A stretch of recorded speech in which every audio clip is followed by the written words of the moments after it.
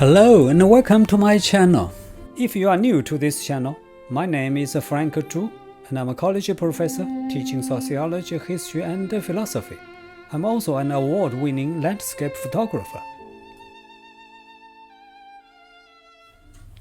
One of the oldest philosophical questions, and the one that I get asked very often, is this: what do you think is the good life? This question has been asked in different ways, such as, how should we live? What does it mean to live well? What constitutes a good life? But these are really just the same question.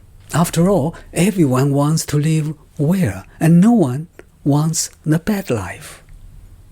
But the question isn't as simple as it sounds. The notion of good life means different things to different people, and different philosophers have different opinions and theories. As a matter of fact, the question has been the focus of numerous philosophical discussions and books throughout the history of Western philosophy. For example, one of the frequently discussed themes in Plato's dialogues is the search for the good life. He presented and discussed many ethical theories, which of course I will talk about in my future videos. Please subscribe to my channel if you are interested.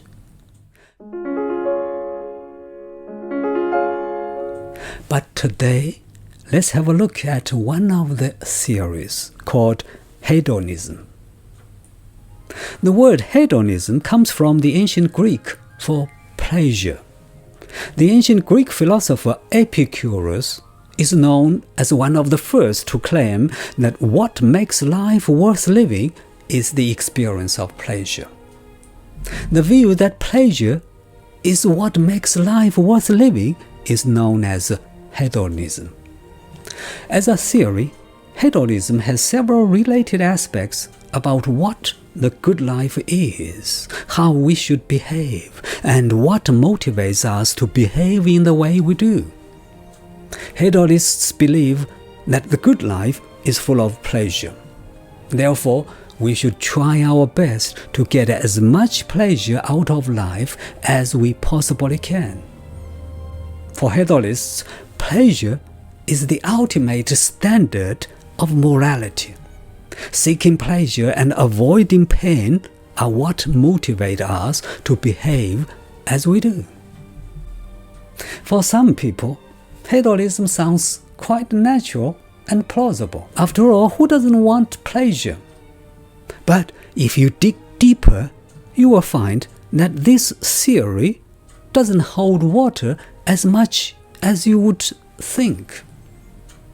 One argument I want to make is that pleasure can't be an end in itself.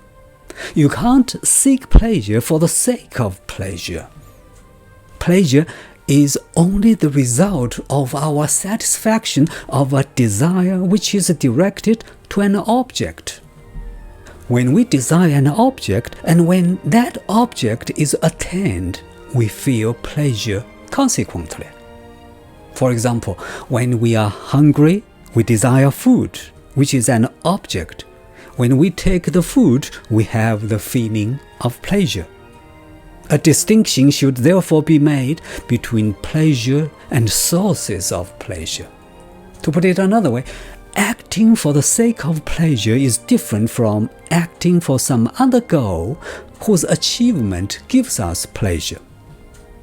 We work hard, which is not pleasure at all, hoping that we can play hard later on, which is only achieved by hard work.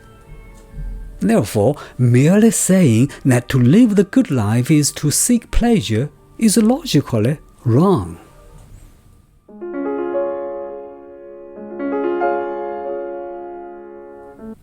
Another argument that I want to make is that there are differences between how people perceive pleasure and how they pursued pleasure in reality.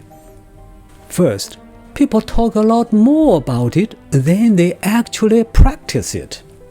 For example, students talk about pleasure, but their ambitions and worries about grace and future careers show that they want something more than just pleasure. They want success, security, social status, respect, power, money, and so on and so forth. For many people, pleasure is regarded more as entertainments and enjoyments than as the goal of life.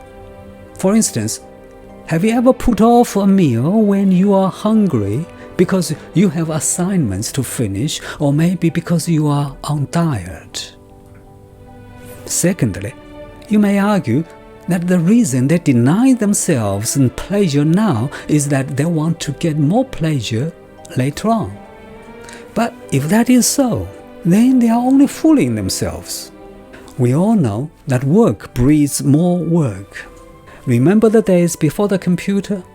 We thought the computer would give us more free time and therefore more pleasure. But the reality is that we are doing more work on the way and at home, far more than in the days when we didn't have the computer. Also, can you be so sure that by working hard now, you will get pleasure in the future?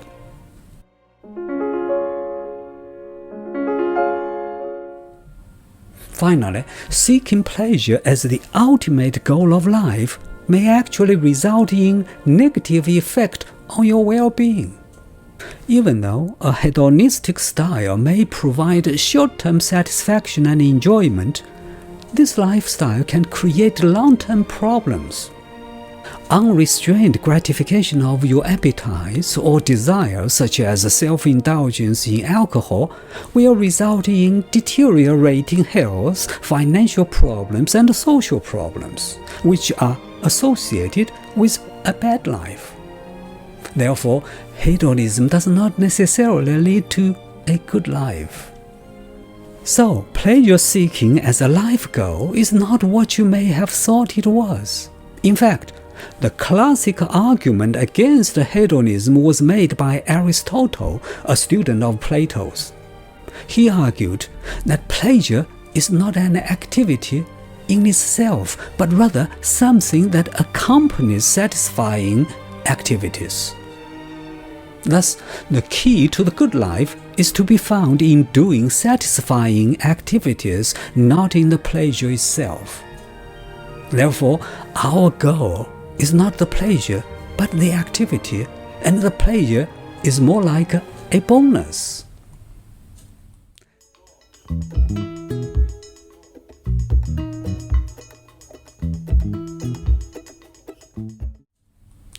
Well, that is all that I wanted to talk about. But before I go, let me mention one more thing. Pleasure is not the same as happiness. Pleasure is a momentary feeling, whereas happiness is long-lived.